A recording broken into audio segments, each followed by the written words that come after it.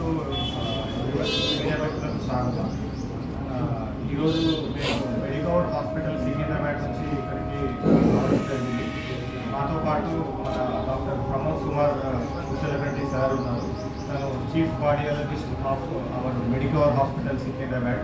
Sir ఒక rare case ఒకటి demonstration చేశారు. సో దాన్ని సక్సెస్ఫుల్గా అయిపోయింది. తర్వాత అతను మన లోకల్ అనంతపూర్ వాసి, ఈరోజు అతను కూడా మనతో ఉన్నారు. సార్ ఏ విధంగా ఆ కేసుని ట్యాకిల్ చేశారు, ఏ విధంగా దాన్ని సక్సెస్ రేట్ చేశారు, మనతో పాటు ఉన్నటువంటి పేషెంట్ మన డాక్టర్ గారు ఒకసారి మాట్లాడతారు. దాని గురించి మీ అందరినీ ఈరోజు ఆహ్వానించడం జరిగింది. Over to sir. అక్కడ లోకల్ తెలంగాణ నుంచి హైదరాబాద్ ఆ ప్రాంతాల్లో అనంతపురం జిల్లా అంటే వెనుకబడిన ప్రాంతం అంటారు సార్. ఇప్పుడు బై మిస్టేక్ మీ స్టేట్కి వచ్చినప్పుడు ఆరోగ్యశ్రీ ఉందా లేదని అడుగుతారు. వాళ్ళ పరిస్థితి ఎట్లా? ఆరోగ్యశ్రీ కొన్ని కేసెస్కి మనం కార్డియో కేసెస్కి టేకప్ చేస్తున్నాం. అవేమేమి చెప్పగలరా? కార్డియో చోట అందులో ఇక్కడ కర్నూలులో ఉన్న బ్రాంచ్లో చేసుకుంటారు సార్. కొంతమంది బైపాస్ సర్జరీ చేస్తారు. దానికి దీనికి డిఫరెంట్ ఏమి చెప్పగలరా? బైపాస్ సర్జరీ అనేది ఎప్పుడవుతుందంటే అన్ని నరాలు మామూలు ఏంటంటే 3 రక్త నాళాలు ఉంటాయి. 3 బ్లాక్స్ ఏర్పడ్డప్పుడు, లేదా మెయిన్ పైప్లో బ్లాక్ వచ్చినప్పుడు, లేదా ఒక వాల్వ్ ఆపరేషన్ ఏదైనా అవసరం అవుతుంది, అప్పుడు సైమల్టేనియస్గా ఈ రక్తనాళాలు బ్లాక్స్ ఉన్నాయి అనుకున్నప్పుడు మనం బైపాస్ సర్జరీకి పంపిస్తాం. అదర్వైజ్ సింగిల్ బ్లాక్ కానీ 2 వెసల్స్ అట్లా ఉన్నప్పుడు మనము స్టెంటింగ్ ద్వారానే చేయడం అనేది జరుగుతుంది. ఇదేంటంటే ఈ బ్లాకేజెస్ అనేవి ప్రోగ్రెసివ్గా వస్తుంది. ఇప్పుడు మనం యంగ్ ఏజ్లో చూసినప్పుడు ఒక రక్తనాళంలో బ్లాక్ ఉండొచ్చు. అదే కనుక మనము 70 ఏళ్ళ తర్వాత అప్పుడు యాంజియో చూసినాం అనుకోండి, ఇందులో మల్టిపుల్ బ్లాక్స్ ఉంటాయి. సో అందువల్ల ఏంటంటే మనం పీరియాడిక్ చెకప్ చేసుకుంటూ ఉంటే స్టెంట్ ద్వారా మనం చేసుకోవచ్చు. ఇప్పుడున్న చికిత్సా విధానాలు ఏంటంటే సులువుగా మనం స్టెంట్స్ ద్వారానే చేయగలుగుతాం. బైపాస్ సర్జరీలో ప్రాబ్లమ్స్ ఏంటంటే, ఒకటి జనరల్ అనెస్థీషియా ఇవ్వాలి, పేషెంట్ వెంటిలేటర్ పైన ఉంటారు, కటింగ్ ఉంటుంది, బోన్ కటింగ్ ఇవన్నీ ఉంటాయి, రక్తం ఎక్కించాల్సి వస్తుంది. ఎందుకంటే మనం కట్ చేసినప్పుడు బ్లీడింగ్ ఉంటుంది కాబట్టి వాళ్ళకి బ్లడ్ ఎక్కించాలి. దాని తర్వాత రికవరీ టైం ఎక్కువ, ఎందుకంటే పేషెంట్ ఐసీయూలో 2 రోజులు ఉండాల్సి వస్తుంది. తర్వాత ఫిజియోథెరపీ చేసుకోవాలి. మొత్తం ఇవన్నీ మారడానికి అట్లీస్ట్ ఒక 1 మంత్ అయినా పడుతుంది. ఇవన్నీ మనకి దీనిలో ఉండవు. స్టెంటింగ్లో ఏంటంటే జనరల్ అనెస్థీషియా అవసరం లేదు. లోకల్ అనెస్థీషియాలో రేడియల్ ఆర్టరీ ముంజేతి నుంచి కానీ, లేదా తొడలో ఉన్నటువంటి రక్తనాళం ద్వారా లోకల్ అనెస్థీషియాలో చిన్న జైలటిన్ ఇంజెక్షన్ ఇచ్చేసి దాని ద్వారానే చేయొచ్చు. పేషెంట్ మనతో మాట్లాడుతూ ఉంటారు, మనం ఏం చేస్తున్నామో వాళ్ళు స్క్రీన్ పైన చూడటం జరుగుతుంది. ప్రొసీజర్ అయినా తెల్లారి మేము డిశ్చార్జ్ చేస్తాం పేషెంట్. వాళ్ళకి మందులు అవి రెగ్యులర్గా చెప్పి ఫాలోఅప్లో పెట్టుకుంటే సరిపోతుంది. ఫ్యూచర్లో ఒకవేళ స్టెంట్లో ఏమైనా ప్రాబ్లం వచ్చినా కూడా, ఇదివరకు ఎక్కువ ఉండేది, ఇప్పుడు తగ్గిపోయింది. 2% స్టెంట్ ఫెయిల్యూర్ రేట్స్. ఎందుకంటే ఇప్పుడు డ్రగ్ కోటెడ్ స్టెంట్స్ వచ్చాయి. ఒకవేళ అందులో మళ్ళీ ఏదైనా ప్రాబ్లం వచ్చినా కూడా స్టెంట్ లేకుండా అందులో డ్రగ్ కోటెడ్ బెలూన్స్ కూడా వచ్చాయి ఈ మధ్య.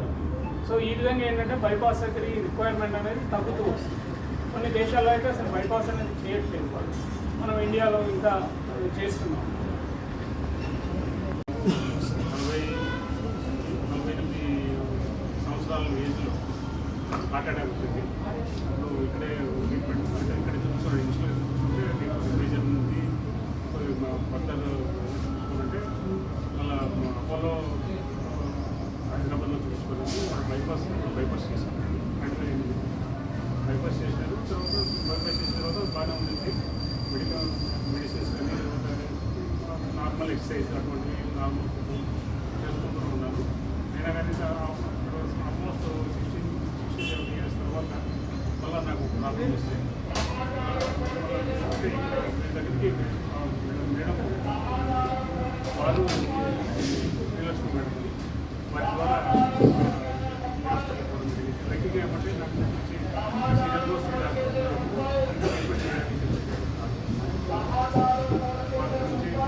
సుమారుగా చెప్పడం చూసాను. మొత్తం చూసిన తర్వాత అది ఆల్రెడీ బైపాస్ అయింది కాబట్టి దాంట్లో చేయడం అంటే మామూలు జూనియర్స్ చేసి ప్రక్రియ సీనియర్ మోస్ట్ చేయాల్సి సార్ చాలా బాగా ట్రీట్ చేశారు. మరి దాంట్లో 2 స్టెంట్లు మరి ఆల్మోస్ట్ 2 ఇంచులు మనం పొడుగు 2 కలిపి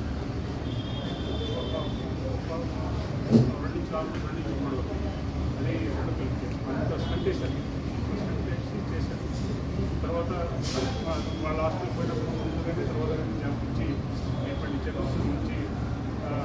వాళ్ళ జాబ్ కానీ అంతా బాగుంటుంది. తర్వాత నాకు ఏ విధమైన ఇబ్బంది లేకుండా హ్యాపీగా ఏ ఊరు మీది? పేరు సార్ పేరు సో ఇప్పుడు ఉన్న పద్ధతిలో ఏంటంటే ఎక్కువగా బైపాస్ సర్జరీ అవసరం లేకుండానే చాలా మటుకు స్టెంట్ ప్రక్రియ ద్వారా చేస్తున్నాము. ఆ స్టెంటింగ్లో కూడా ఇప్పుడు కొత్తగా వచ్చినటువంటి డ్రగ్ కోటెడ్ స్టెంట్స్ ఉన్నాయి. వాటిలో ఇప్పుడు 4th generation drug coated stents ఉపయోగిస్తున్నాము. అంతేకాకుండా కరోనరీ ఇమేజింగ్ అనే ప్రక్రియ కూడా ఉంది. అందులో ఏంటంటే కరోనరీ ఆర్టరీ లోపలే ఒక కెమెరా పంపించేసి దానిలో ఆ నరం యొక్క వ్యాసం ఎంత ఉన్నది, దానిలో లెంత్ ఎంతవరకు దాని మేరకు కూడిక ఉంది, స్టెంట్ సైజ్ ఎంత, ఇట్లాంటివన్నీ తెలుసుకునే అవకాశం ఉంది. అంతేకాకుండా లేటెస్ట్గా ఇప్పుడు ఓసీటీ అనేది వచ్చింది, ఐవాస్ అనేది ఉంది. ఓసీటీలో కూడా ఆర్టిఫిషియల్ ఇంటెలిజెన్స్ ఉపయోగిస్తూ మనం ఏదైతే కెమెరా పెట్టి రన్ తీసుకుంటామో ఆటోమేటిక్గా దానిలోనే ఎడ్జ్ డిటెక్షన్ అయిపోతుంది. ఏ సైజు స్టెంట్ కరెక్ట్గా వేయాలి, ఎంత లెంత్ వేయాలి అనేది కూడా మనకు వచ్చేస్తుంది. సో దానివల్ల ఏంటంటే correct size of stent, correct length వేయడం వల్ల ప్రాబ్లమ్స్ అనేవి తగ్గుతాయి. ప్రొసీజర్ చేసేటప్పుడు కూడా ప్రాబ్లమ్స్ రాకుండా మనం సులువుగా చేయొచ్చు, క్షేమంగా పేషెంట్కి చేయడం అనేది జరుగుతుంది. అంతేకాకుండా ఈ మధ్య ఏంటంటే ఎక్కువ వయసు ఉన్న వాళ్ళు కూడా చాలామంది వస్తున్నారు. ఎందుకంటే ఇండియాలో ఏజ్ అనేది పెరిగిపోయింది. మన లైఫ్ ఎక్స్పెక్టెన్సీ పెరగడం వల్ల వాళ్ళు కూడా ఎక్కువ క్యాల్సిఫైడ్ డిసీజ్ ఉంటుంది. అంటే ఆ గుండె నరం పైన కాల్షియం డిపాజిట్స్ ఉంటాయి. ఒక్కొక్కసారి అవి లోపల కూడా చొచ్చుకొని వస్తాయి.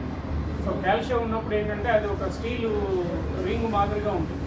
సో దానిలో మనం స్టెంట్ కానీ బెలూన్ కానీ పెట్టినప్పుడు ఆ రింగ్ ఎక్స్పాండ్ అవుతుంది. సో దాన్ని బ్రేక్ చేయడానికి కూడా మనకు కొన్ని పరికరాలు అవసరం. అయితే అన్ని హాస్పిటల్స్లో అవి అందుబాటులో ఉండవు. అట్లాగే ఆ చికిత్సా విధానంలో కూడా మనకు తగిన నైపుణ్యం అవసరం. సో అందులో ఉదాహరణకి రోటాబ్లేటర్ కానీ, లేకపోతే లేజర్ కానీ, తర్వాత ఇప్పుడు ఐవిఎల్ బెలూన్స్, ఇట్లాంటి కొన్ని పరికరాలు ఉంటాయి. అవన్నీ కూడా మనకు అందుబాటులో ఉన్నాయి. అవన్నీ చూసుకొని చేస్తే ఏంటంటే ప్రొసీజర్ చేసేటప్పుడు రిస్క్ అనేది ఉంటుంది. అది చాలా ఇంపార్టెంట్. దాని గురించి మనం స్టడీ చేసుకొని అవి నేర్చుకొని ఆ టెక్నిక్స్ చేయడం వల్ల బెనిఫిట్ అవుతుంది. ఇప్పటి వరకు ఎంతమందికి ఈ విధంగా చేశారు? ఇది రెగ్యులర్గా అయితేనే ఉంటుంది. బైపాస్ లాస్ట్ 30 years నుంచి నేను ట్రైనింగ్లో ఉన్నాను. అమెరికాలో 3 ఏళ్ళు చేసి వచ్చాను. దానివల్ల ఏంటంటే ఇటువంటి కాంప్లెక్స్ ప్రొసీజర్స్ బాగా చేయడం అనేది. అంటే అవన్నీ చేయాలంటే ఏంటంటే మనకు ప్లాట్ఫామ్ కావాలి. ఈ ఎక్విప్మెంట్ అన్నీ అందుబాటులో ఉండాలి. అవి మనకి ఇప్పుడు మెడికవర్ సికింద్రాబాద్లో అన్ని ఎక్విప్మెంట్స్తో పాటు పెట్టడం అనేది జరుగుతుంది. అయితే ఇంకొక విషయం ఏంటంటే అందరూ కూడా మనం ఇండియాలో ఇప్పుడు 25 years నుంచే హార్ట్ అటాక్ పేషెంట్లని మనం చూస్తున్నాం. సో అందువల్ల ఏంటంటే యువత కూడా ఏంటంటే ముఖ్యంగా ఏవైతే రిస్క్ ఫ్యాక్టర్స్ ఉన్నాయో అవి కంట్రోల్ చేసుకోవాలి. డయాబెటీస్ కానీ, లేకపోతే కొలెస్ట్రాల్ ఉందా, బీపీ ఉందా, ఇవన్నీ ఏంటంటే కేవలం ఒక చిన్న రక్త పరీక్ష ద్వారానే మనం తెలుసుకోవచ్చు. సో అవి ఉన్నప్పుడు వాటికి తగినట్టుగా అందరికీ మందులు కూడా అవసరం లేదు. లైఫ్ స్టైల్ మోడిఫికేషన్ అవసరం. అంటే డైట్ కంట్రోల్ కానీ, ఎక్సర్సైజ్ కానీ అవి చేసుకోవడం వల్ల కొంతవరకు తగ్గించుకోవచ్చు. ఎవరికైతే హై రిస్క్ ఉందో, అంటే వాళ్ళ ఫ్యామిలీలో ఎవరికైనా 40 years లోపలే ఎవరికైనా హార్ట్ అటాక్ రావడం కానీ, సడన్ కార్డియాక్ అరెస్ట్ కానీ ఇట్లాంటివి అయినప్పుడు సింపుల్గా సిటీ కరోనరీ యాంజియోగ్రామ్ అని ఒకటి వస్తుంది. ఇందులో ఏంటంటే నరంలో కాంట్రాస్ట్ ఇంజెక్షన్ ఉంటుంది. ఒక 8 సెకండ్ల లోపలే సిటీ స్కాన్ రొటేట్ అయిపోయి హార్ట్ పిక్చర్స్ తీసుకుంటుంది. అందులో ఏమైనా బ్లాక్స్ మొదలవుతున్నాయని తెలిస్తే కనుక కొన్ని మందులు, స్టాటిన్స్ కానీ, లేకపోతే బ్లడ్ థిన్నర్స్ కానీ వాళ్ళకి పెట్టడం, రిస్క్ ఫ్యాక్టర్స్ ఏమైనా ఉంటే మాడిఫై చేసుకోవడం జరుగుతుంది. సో దానివల్ల ఏంటంటే మనం 5 ఏళ్లలో వచ్చేదాన్ని 10 ఏళ్ళు 15 ఏళ్ళ వరకు రాకుండా మనం ప్రొలాంగ్ చేస్తుంది. సో దానివల్ల ఏంటంటే ఓవరాల్ హెల్త్ అనేది బెటర్గా ఉంటుంది. అదేవిధంగా ఈ సిటీ యాంజియో అనేది ఎవ్రీ 5 years ఒకసారి చేసుకోవచ్చు. అందులో ఏమైనా బ్లాక్స్ పెరిగినాయా లేదో తెలుసు. ముఖ్యంగా ఎవరికైతే రిస్క్ ఫ్యాక్టర్స్ ఎక్కువ ఉన్నాయి, అంటే డయాబెటీస్ కానీ, హై కొలెస్ట్రాల్ కానీ, లేకపోతే high blood pressure, over weight, smoking, ఇలాంటి వాళ్ళకి ఫ్యామిలీ హిస్టరీ నేను చెప్పినట్టు 40 years అబోవ్ ఉన్న వాళ్ళు చేసుకోవడం అనేది బెటర్. అట్లాగే బైపాస్ అయిన తర్వాత కూడా ఎవ్రీ 5 years లేదా స్టెంట్ అయిన తర్వాత 5 years ఒకసారి చేయడం వల్ల బైపాస్ గ్రాఫ్ట్స్ ఎట్లా ఉన్నాయి, అవి పనిచేస్తున్నాయా లేదా, వాటిలో ఏమైనా బ్లాక్స్ ఏర్పడ్డాయా, అట్లాగే స్టెంట్ అయిన తర్వాత స్టెంట్ ఎట్లా ఉంది, స్టెంట్ లోపల ఏమైనా బ్లాక్ వచ్చిందా అనేది మనం ముందుగానే తెలుసుకోవడం జరుగుతుంది. దాన్ని బట్టి తగినటువంటి మందులు కానీ అవసరమైతే మళ్ళీ ప్రొసీజర్స్ ఏమైనా చేయాల్సి ఉంటుంది. గుడ్ ఆఫ్టర్నూన్, శుభాకాంక్షలు. ఈరోజు ఇక్కడికి అనంతపురం రావడం ప్రధాన ఉద్దేశం ఏంటంటే హార్ట్ సంబంధించినటువంటి గుండె జబ్బులలో వచ్చినటువంటి అధునాతన చికిత్సా విధానాలు గురించి తెలియజెప్పడం, అట్లాగే కొన్ని ప్రివెంటివ్ ఆస్పెక్ట్స్ అంటే అవి రాకుండా మనం ఎటువంటి జాగ్రత్తలు తీసుకోవాలి అనేది తెలియజెప్పడానికి వచ్చాను. ఎందుకంటే ఈ మధ్య మన భారతదేశంలో కూడా బీపీ కానీ, షుగర్ కానీ, కొలెస్ట్రాల్, ఓవర్ వెయిట్, స్మోకింగ్ ఇట్లాంటివన్నీ మనం ఎక్కువగా చూస్తాం. దీనివల్ల ఏంటంటే గుండె జబ్బులు, ముఖ్యంగా కరోనరీ ఆర్టరీ డిసీజ్ అనేది ఎక్కువగా అవుతుంది. దానివల్ల కొంతమంది యుక్త వయసులోనే హఠాత్తుగా మరణానికి కూడా పాల్పడడం అనేది మనం కామన్గా చూస్తున్నాం. సో దీని గురించి కొంచెం అవగాహన కల్పించాలి అనే ఉద్దేశంతో ఈ సమావేశం అనేది అన్ని చోట్ల చేస్తున్నాము. ఈరోజు ఇక్కడ అనంతపురం రావడం జరిగింది. అంటే హార్ట్ అటాక్ వచ్చిన తర్వాత చికిత్సా విధానాల్లో ఏంటంటే ఒకటేమో స్టెంటింగ్ ప్రక్రియ, ఆపరేషన్ లేకుండా మనం స్టెంట్స్ పెట్టడం అనేది ప్రాచుర్యంలో ఉన్నది. రెండవది ఏంటంటే bypass surgery. So bypass surgery అయిన తర్వాత చాలామంది ఏమనుకుంటారంటే ఇంకా అయిపోయింది, చికిత్స అయిపోయింది, వేరే అపెండిక్స్ లాగా అట్లా అనుకుంటారు. అవేంటంటే ఒకసారి చేస్తే పర్మనెంట్ సొల్యూషన్. కానీ బైపాస్ సర్జరీ చేసిన తర్వాత కూడా పేషెంట్కి మళ్ళీ ప్రాబ్లం వచ్చే అవకాశం ఉంటుంది. అది చాలామందికి తెలియదు. అందువల్ల ఏంటంటే బైపాస్ అయిన తర్వాత కూడా రెగ్యులర్ చెకప్లో ఉండడం అనేది అవసరం. ఒకసారి బైపాస్ అయిన తర్వాత బైపాస్లో ఏం చేస్తారంటే ఒకటేమో ఆర్టీరియల్ గ్రాఫ్టింగ్ ఉంటుంది, ఇంటర్నల్ ఆర్టరీ ఉంటుంది, మెమరీ ఆర్టరీ, దాన్ని బైపాస్ చేస్తారు. రెండవది ఏంటంటే కాల్లోంచి వెయిన్స్ తీసుకుంటారు. సో వెయిన్స్ ఏంటంటే తక్కువ ప్రెషర్ని తట్టుకునేటువంటివి. కానీ మనం ఇక్కడ బైపాస్ చేసినప్పుడు ఏంటంటే హార్ట్ ప్రెషర్ ఎక్కువ ఉంటుంది, 120/80 ఉంటుంది. అదే వెయిన్స్లో ఏంటంటే 10 millimeters అంతే ఉంటుంది. అంటే దాదాపు మనం 10 రెట్లు ఎక్కువ ప్రెషర్ తట్టుకోవాలి. అందువల్ల ఏంటంటే వెయిన్స్లో కూడా బ్లాకేజెస్ డెవలప్ అవుతాయి. సో అది జనరల్గా ఏంటంటే 50% of the vein grafts 10 years లోపల మూసుకుపోయే అవకాశం ఉంటుంది, అందులో బ్లాక్స్ అయిపోతుంది. సో అందువల్ల ఏంటంటే బైపాస్ అయిన తర్వాత కూడా ఎవ్రీ 5 years కానీ 10 years కానీ సిటీ యాంజియో కానీ యాంజియోగ్రామ్ కానీ చేసుకోవడం అవసరం. అయితే ఆ తర్వాత ఏముందంటే అందులో బ్లాక్ ఏర్పడినప్పుడు ముందు తెలుసుకోకపోవడం వల్ల మళ్ళీ సెకండ్ టైం హార్ట్ అటాక్ అనేది రావచ్చు, 10 ఏళ్ళకి కానీ 15 ఏళ్ళకి. అట్లా వచ్చినప్పుడు ఆ వెయిన్ గ్రాఫ్ట్లో స్టెంట్ పెట్టడం అనేది ఒక చికిత్సా విధానం. ఎందుకంటే మళ్ళీ రెండోసారి బైపాస్ అనేది ఎక్కువ ప్రాబ్లం అవుతుంది. అందులో కొన్ని టెక్నిక్స్ ఉంటాయి ఆ బైపాస్ చేసిన వెయిన్లోంచి వెళ్ళడం. దానిలో ఏంటంటే మనం ఇక్కడ వీరికి తిమ్మన్న గారు అని చెప్పేసి నియర్లీ 66 years, వారికి 2008లో బైపాస్ అయింది. ఆ తర్వాత చెకప్లో ఉన్నారు, కానీ ఈ యాంజియోగ్రాము ఇది చేసి పెట్టారు. అక్టోబర్లో మళ్ళీ హార్ట్ అటాక్ రావడం జరిగింది. సో ఇక్కడ యాంజియోగ్రామ్ చేసిన తర్వాత మొత్తం బ్లాక్ అయిందని చెప్పడం, వాళ్ళు తెలుసుకొని హైదరాబాద్కి రావడం. అక్కడ మెడికవర్ సికింద్రాబాద్లో వారికి వెయిన్ గ్రాఫ్ట్ లోపల ఇంట్రావాస్కులర్ అల్ట్రాసౌండ్ చేసి 2 స్టెంట్స్ను అమర్చడం జరిగింది. అది November 1వ తారీఖు నాడు చేశారు. దాని తర్వాత వాళ్ళు ఆరోగ్యంగా ఉన్నారు. అది ఆ విషయం గురించి ఒకటి చెప్పాలని.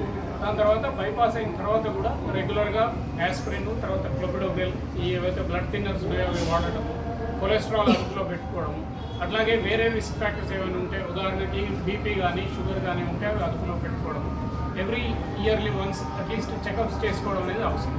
సో ఈ విషయం గురించి కొంత అవగాహన కల్పిద్దామనే ఉద్దేశంతో ఈ సమావేశం చేశాము. అంతేకాకుండా మెడికవర్ హాస్పిటల్ అనేది సికింద్రాబాద్లో ఇప్పుడు ఒక 6 months బ్యాక్ స్టార్ట్ చేశాము. మనకి ఇండియాలో 25 బ్రాంచెస్ ఉన్నాయి. అందులో అధునాతన చికిత్సా విధానాలన్నీ కూడా మనం చేస్తున్నాము. కాంప్లెక్స్ ప్రొసీజర్స్ అన్నీ కూడా అక్కడ చేయడం అనేది జరుగుతుంది. సో ఈ ఉద్దేశంతో ఈరోజు మనం మాట్లాడడం జరిగింది. వారు కూడా వారి అభిప్రాయాన్ని వారు మీతో పంచుకుంటారు. తర్వాత ఏదైనా ప్రశ్నలు ఉంటే వాటిని డిస్కస్ చేస్తాం.